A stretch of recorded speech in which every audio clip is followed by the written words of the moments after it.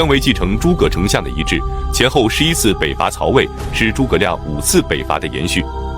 按照《三国演义》的描述，姜维久伐中原，但按照《三国志》和其他历史资料的记载，姜维共计发动了11次北伐。接下来的几期视频，我们就以姜维北伐为主线，串联起魏、蜀、吴三国的历史走向。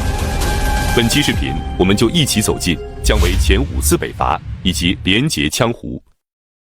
姜维，字伯约，天水郡蓟县人，即今天甘肃天水甘谷县人。他的父亲姜炯曾任天水郡的公曹，在镇压羌戎叛乱的战争中战死沙场。之后，姜维被任命为郡中的中郎，参本郡军事。在接下来的几年中，他陆续担任过上妓院和从事，以及公曹和参军等职。然而，他的命运却在27岁那年发生了重大的转折。228年的一天，他和往常一样，跟随天水郡的太守马尊在各地巡查，和他同行的还有公曹梁旭、主簿尹赏以及主祭梁潜等人。然而，让他们没想到的是，就在这时，诸葛亮发动了第1次北伐。他让赵云前往包斜道吸引敌人的主力，他自己则率领主力通过岐山道秘密地前往陇西，因此陇西各郡县被打得措手不及，纷纷投降。正在巡查的天水太守马尊得知后，怀疑姜维等人也投靠了蜀汉，于是立即将他们扔下，连夜逃往了上邽。姜维等人不明所以，也向上邽撤退。然而等他们到达城下的时候，发现城门已经关闭，并且不准他们进城。姜维等人无奈，只能前往自己的家乡蓟县，可是蓟县也是城门紧闭，不肯让他们进城。就这样，走投无路的姜维等人只能投降了蜀军。没过多久，马谡丢失街亭，导致诸葛亮的第1次北伐失败，姜维便跟随蜀军退回了汉中。就这样，他被迫与寡居的母亲分别，从此再无相见。好在诸葛亮对他非常的器重，任命他为仓曹院加凤仪将军。之后，他跟随诸葛亮数次北伐，屡立战功。230年，他被迁为护军和征西将军，成为了蜀汉的重要将领。234年，诸葛亮病逝5丈原，从此北伐的重任便落在了蒋琬和费祎以及姜维等人的身上。接下来，我们就正式走进姜维的北伐之路。他的第1次北伐发生在238年。这一年，司马懿率领10万大军去征伐辽东的公孙渊、刘禅得知后，立即让蒋琬前往汉中，等待时机准备北伐。蒋琬到达汉中后，让姜维率领大军走岐山道，攻打曹魏的陇西之地。姜维奉命出兵，与魏军在南安郡激战了数日。南安郡的治所在狄道，即今天的甘肃省临洮县。最后，由于魏军早有防备，导致蜀军久攻不下，而且雍州刺史郭淮积极赶来救援，姜维觉得继续攻打已经没有胜算了，于是便率军返回了汉中，第1次北伐就此结束。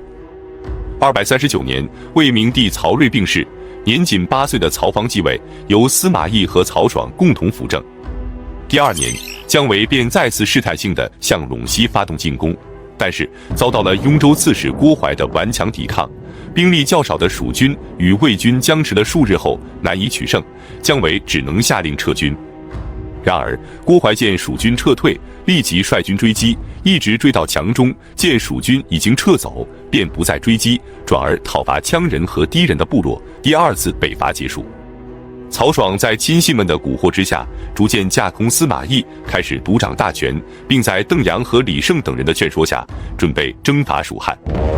244年，曹爽调集10万大军，从淌洛道向汉中进发，结果在费祎和王平等人的阻击下，大败而归。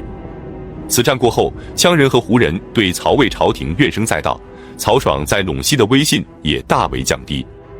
246年，蜀汉的蒋琬病逝，费祎开始掌权。247年，陇西各郡的羌胡人相继叛乱，胡王至吴代将家属留在西海郡，即今天青海湖东北侧海晏县以西，率领大军前去围攻武威。郭淮得知后，立即率军前去平叛，但他不是救援武威，而是率领大军准备前往西海郡，打掉至吴代的老窝。至吴代得知后非常恐慌，立即率军前来阻击，双方在龙一北展开激战，龙夷及今天海盐县的三角城。结果智无代不敌，连忙向蜀汉求援，并答应投靠蜀汉。于是姜维便率军前来接应。大军到达桃水以西后，与郭淮和夏侯霸展开激战，最终顺利地将羌胡人救了出来。胡人首领智无代和白虎文等人率部归顺蜀汉，姜维便将他们全部迁移到蜀国境内。第3次北伐结束。姜维本就是陇西人，熟悉陇西的风土人情，所以他准备继续引诱羌胡人归顺蜀汉，从而控制陇西。249年，司马懿发动高平陵之变，曹魏政权再次发生内讧，姜维便看到了机会，于是他依靠曲山修筑了2座城堡，派遣勾安和李欣等人驻守，然后联合羌胡人进攻附近的各县。征西将军郭淮、雍州刺史陈泰以及南安郡太守邓艾立即率军前来抵抗。陈泰给郭淮建议说，曲山的2座城堡虽然坚固，但远离西蜀，军粮需要长途运输。另外，羌胡人不满蜀汉繁重的劳役，必然不肯长期依附，所以只要我们围而攻之，兵不血刃，就能夺取曲城。蜀军即使前来救援，也因为山路险阻，不会很快到达的。郭淮采纳了陈泰的建议，让他和讨蜀护军徐志以及南安太守邓艾发兵前去攻打。大军到达后，立即切断了2城的交通和水源。勾安和李欣出城挑战，但陈泰按兵不动，不与其交战。不多时，城内的粮草便不足了，将士们饥渴不堪，仅靠残余的一点粮食和融化的雪水度日。姜维得知消息后，连忙赶来救援。当大军到达牛头山的时候，陈泰早已在这里等候，挡住了他的去路。牛头山位于今天甘肃省岷县东南，洮河南岸。陈泰命令属下的将领们各自坚守营寨，不得与姜维交战，并派人给郭淮送信，建议郭淮率领主力向牛头山靠拢，一起歼灭姜维。于是郭淮便率领主力进逼洮水，企图截断姜维的退路。姜维见状，只能下令撤军。勾安和李欣等人则由于孤立无援，献城投降了曹魏。这时，南安太守邓艾给郭淮建议说，姜维大军撤离的地方并不遥远，说明他不会善罢甘休，也许很快就会反扑过来，因此我们应该分兵驻守，以免发生意外。于是郭淮便留下邓艾的大军驻扎在白水北岸，以防止蜀军反攻。3天之后，姜维果然派遣廖化率军前往白水南岸扎营，与邓艾遥遥相对。邓艾对将领们说，我们的兵力比蜀军少，按照常理，蜀军应该立即渡河前来攻打，可他们并没有渡河的打算，而是架设浮桥，准备长期对峙。由此可以推断，廖化的作用是牵制我军，而姜维真正的目标应该是率领主力向东突袭陶城。陶城即今天甘肃省临潭县西南，在白水之北，距离邓艾的驻地大约60里路程。于是邓艾便在当天夜里秘密出兵，抢先占据了陶城。天亮后，姜维果然率领重兵来到了陶城附近，但是得知陶城已经被邓艾占据后，只能撤军而去。至此，第4次北伐结束。此战姜维虽然未能取胜，但在蜀中无大将，廖化做先锋的情况下，还能与魏国的众多将领对战，并且双方互有胜负。而且费祎掌权之后，坚持休养生息的政策，反对穷兵黩武，因此姜维每次北伐，费祎给他的兵力都不超过10000人，可见姜维能够取得如此战果，已经实属不易了。250年12月，姜维发动了第5次北伐，这次的目标是联合羌人攻打西平郡。西平郡的治所在西都，即今天的青海省西宁市。最终由于路途遥远，未能攻克西都。此战中，他俘虏了魏国的中郎将郭修，刘禅拜其为左将军。然而郭修不为所趋，一直找机会准备刺杀刘禅，但总是无法靠近。于是他便准备改变目标，刺杀费祎。253年，费祎在汉寿开办岁首大会的时候，被郭修刺杀身亡。从此，蜀汉的军政大权便落在了姜维的手中。因此，姜维的前5次北伐都只是奉命出征，他不仅不能自己做主，还受到费祎的极大限制。而且5次北伐都是出兵陇西，目标是引诱羌胡人归顺蜀汉，从而控制陇西。费祎去世之后，蜀汉的军政大权便由姜维掌控，也就意味着此后的北伐他可以自己做主。那么他之后的北伐战果如何？还会有其他的阻碍吗？我们下期接着讲述。姜维的第6次北伐是与东吴的诸葛恪同时发起的。那么诸葛恪的20万大军为何惨遭失败？他本人又是如何被杀的？姜维掌权之后的第1次北伐战果如何呢？本期视频我们就一起走进姜维第6次北伐及诸葛恪被一灭三族。252年10月，孙权病逝，年仅10岁的孙亮继位，朝政由太子太傅诸葛瑾的长子诸葛恪把持。同年，他便命人修筑了东兴大堤，并在两山之间修筑了2座城关。此时，诸葛恪的堂叔诸葛诞是魏国的镇东将军，都督扬州诸事。他得知诸葛恪修筑东兴大堤后，认为东吴是在为攻打曹魏做准备，于是他给司马师建议，应该立即发兵征伐东吴。11月，曹魏兵分3路向东吴发起攻击，其中中路军由冠丘俭率领，目标是进攻武昌；西路军由王昶率领，目标是江陵。他们的作用是牵制东吴在长江上游的兵力，使其无法支援东兴。最后便是东路军，由司马昭任都督，统领征东将军胡遵、镇东将军诸葛诞，共计7万人马，目标是东兴大堤。大军到达后，胡遵等人便命令将士们架设浮桥，渡过濡须水，陈兵于大堤之上，然后分兵攻打东关和西关。但是由于城关修建在高峻险要之处，一时无法攻破。消息传到建业，诸葛恪亲自率领4万大军，日夜兼程赶往东兴救援。他让丁奉和吕据以及刘赞和唐咨等人为前锋，率先出发。丁奉对其他将领说，大军的行动过于迟缓，如果让魏军占据了有利地形，我们就很难与他们争锋了。于是他亲自率领3000人扬帆行船，只用了2天便到达东关，占据了徐塘。此时漫天飘雪，天气十分的寒冷。丁奉得知魏军前部的兵力稀少，而且胡遵等人正在饮酒聚会，于是他便对手下说，封侯赏爵就在今天。然后他让士兵们脱下铠甲，只戴着头盔，丢掉长矛和大戟，只拿着短刀和盾牌，跳入冰冷的水中。魏军的士兵们远远看见后，不仅不整兵准备对抗，还都大笑不止，嘲笑吴军。吴军上岸后，立即开始击鼓呐喊，冲向魏军的军营。魏军这才反应了过来，可以来不及抵抗，纷纷开始溃败。魏军的前部营垒很快就被攻破了。正在这时，吕据和唐咨以及刘赞等人也相继赶到，魏军惊恐万状，四散奔逃，争相抢渡浮桥，导致浮桥断裂。魏军的士兵们只能自己跳入水中，相互践踏着逃跑。魏军的将领韩宗和桓嘉等人沉没在水中，数万人战死或被淹死，缴获的车辆和牛马以及骡驴等物数以千计，辎重器物堆积如山，魏军大败而逃。主将司马昭非常气愤，他询问众人说，此战的失败应该由谁负责？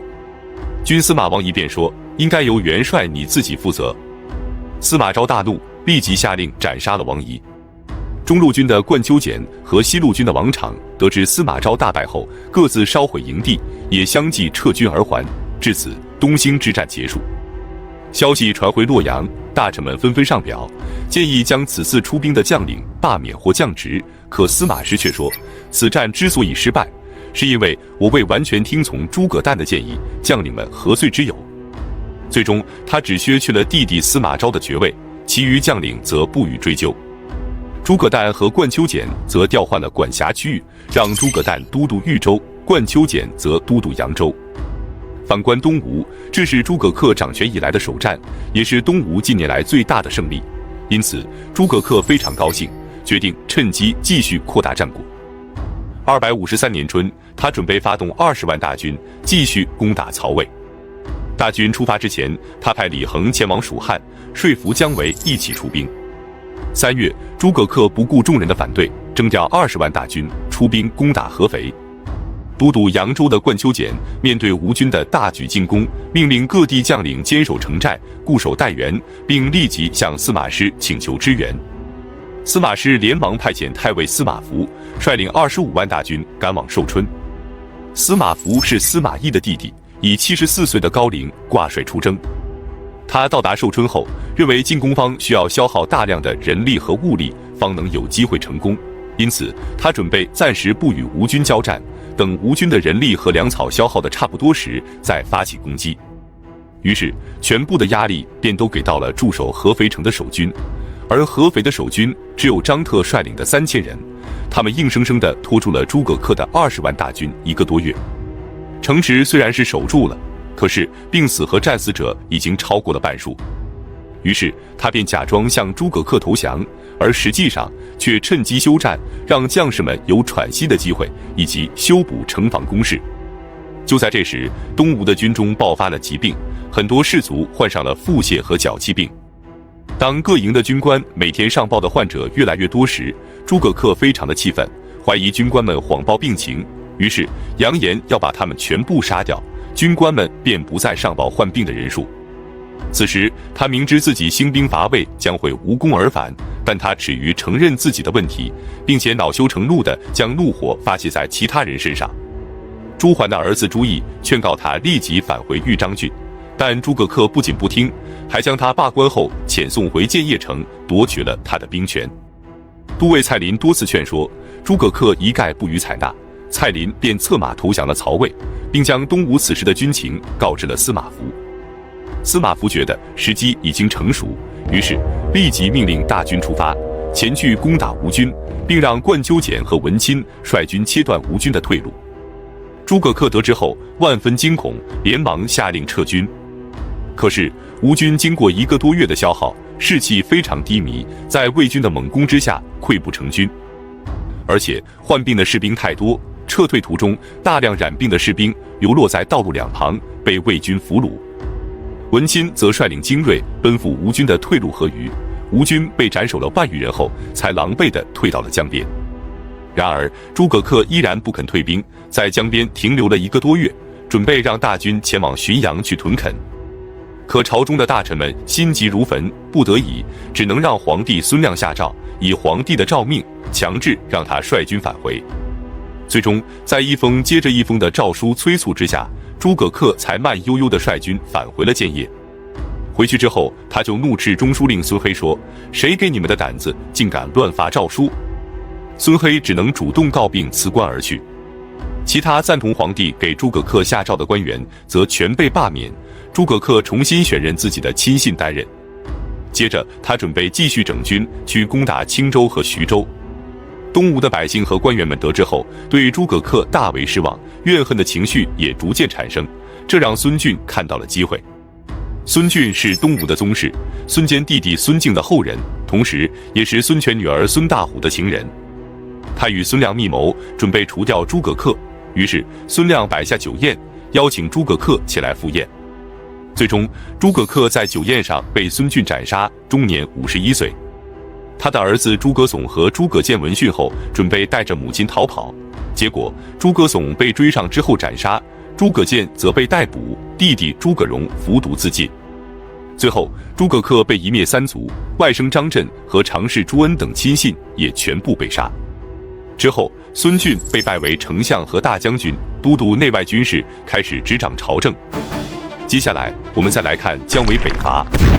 曹魏与东吴交战的同时，姜维也发动了第6次北伐，也是他自己掌管兵权之后的第1次北伐。他率领数万人出击石营，即今天甘肃西河县西北，越过董亭，即今天天水市西南，之后迅速包围了南安郡。司马师得知后非常担忧，他询问于嵩说：“现在东边和西边的战事都很危急，该如何是好？”于嵩回答说：“姜维手握重兵，与诸葛恪遥相呼应，但他却抢食陇西的麦子，没有长期作战的根基，因此只要派遣关中诸将急速行军，便可出其不意，将其击败。”于是司马师便命令征西将军郭淮和雍州刺史陈泰率军前去攻打。当陈泰率领援军赶到洛门的时候，姜维却因为军粮耗尽，率军撤往了汉中。洛门即洛门郡，今天甘肃甘谷县西。至此军粮不济，再一次成为蜀汉北伐的制约因素。姜维的第6次北伐结束，这一年姜维52岁。姜维第6次北伐的第2年，曹魏朝廷再次发生政变，最终司马师废除了曹芳，并立曹髦为帝，致使冠丘俭和文钦反叛。那么，此战中，司马师的眼睛为何会掉出眼眶？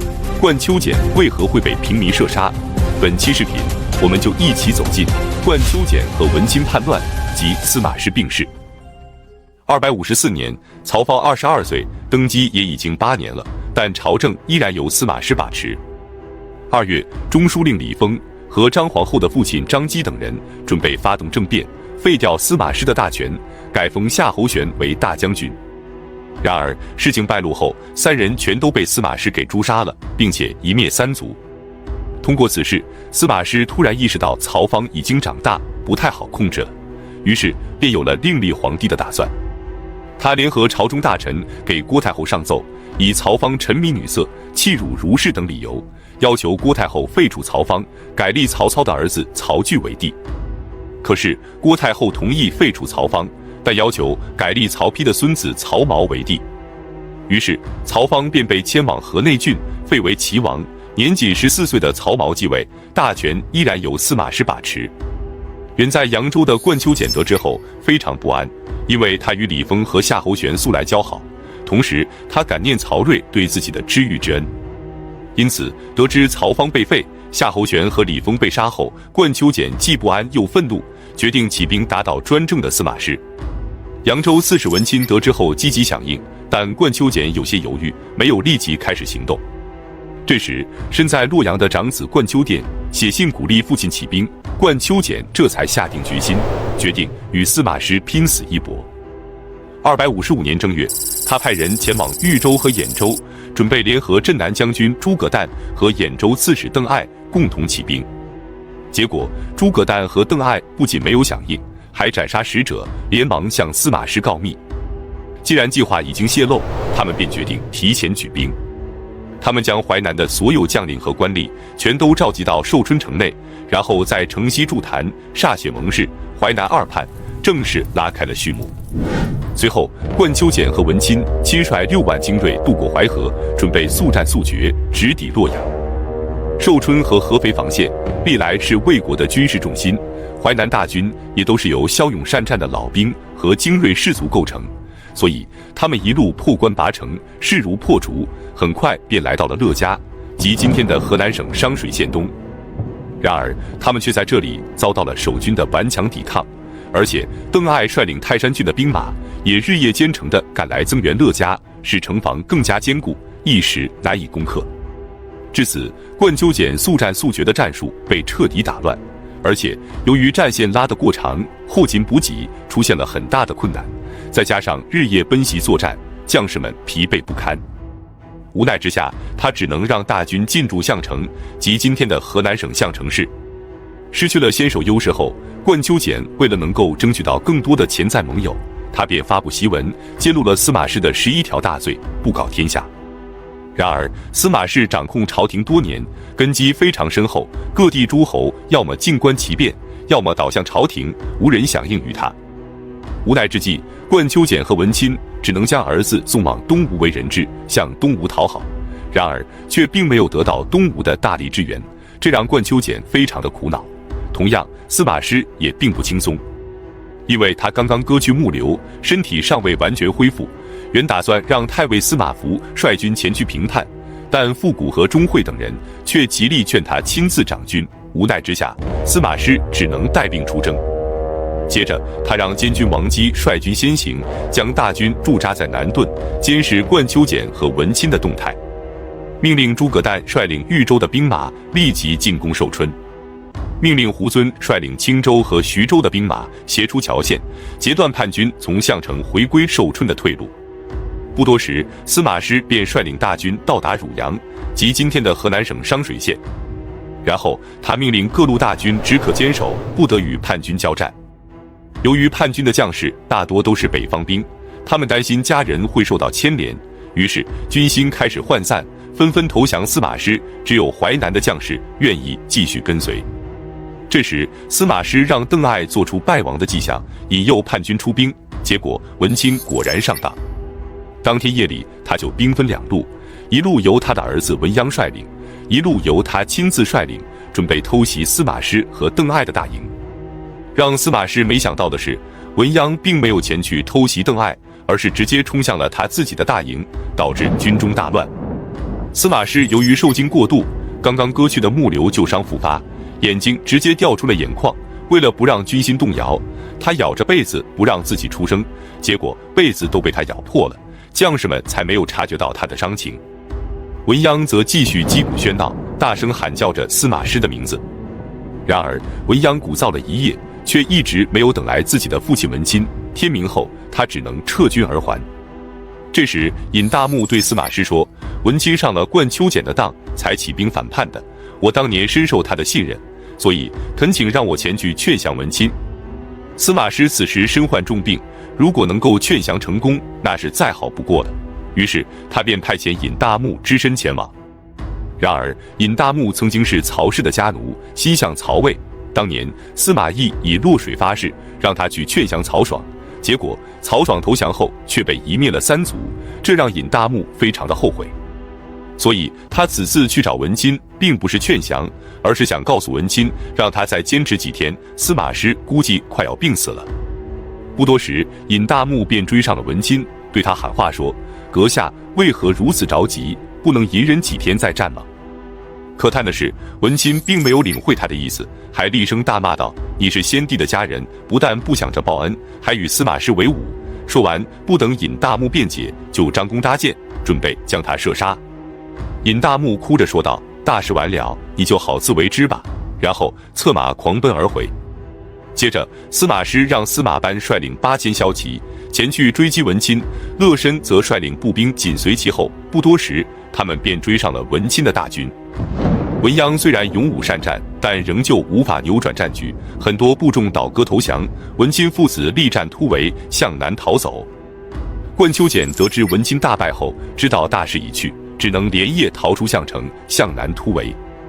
魏军则紧追不放，致使冠秋俭的大军越打越少。当他逃到慎县时，得知寿春已被诸葛诞占领，无法回去了，士兵便开始大量的逃亡。慎县即今天安徽颍上县江口镇。冠秋俭心有不甘，准备调整路线北上，可是魏军穷追不舍，他只能露宿荒野，鸡皮交加。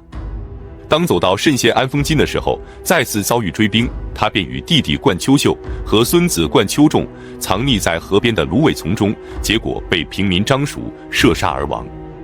冠秋秀和冠秋仲则侥幸逃脱，逃往了东吴，其余亲族则全部被杀。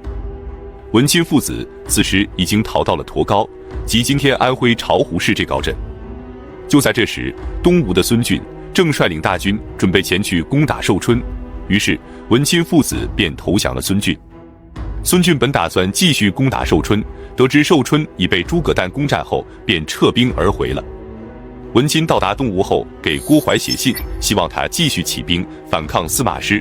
然而他不知道的是，郭淮此时刚刚病逝。至此，冠秋俭和文钦的叛乱终于落下了帷幕，司马师终于可以率军返回洛阳养病了。然而当他走到许都的时候，病情突然加重，只能在这里暂作停留。255年3月23日，司马师痛死于许昌，终年48岁。皇帝曹髦得知后，立即下诏，以东南刚刚平定，尚不稳定为由，命令司马昭镇守许昌，让尚书傅古率领大军返回洛阳。曹髦的目的就是架空司马昭，夺取司马氏的兵权。司马昭接到诏书后非常慌张，一时不知所措。他要是听从了皇帝的旨意，失去的就不只是兵权了，可皇帝的诏书又不得不听。然而让曹髦没有想到的是，傅古其实是司马氏的亲信。他与钟会商量对策，钟会便告诉他，可以给皇帝上表说，由于司马师暴毙，导致军心动荡，只有让司马昭一同返回，才能稳定军心。这个理由，朝廷一定难以拒绝。就这样，钟会轻松地化解了司马昭的危机，使司马昭可以顺利地返回洛阳。随后，他被拜为大将军，开始掌管魏国的朝政。姜维得知司马师病逝后，便准备再次北伐。可是征西大将军张翼却认为姜维穷兵黩武，与他在朝堂上争辩不休。那么姜维不听劝告的第7次北伐，战果如何呢？我们下期接着讲述。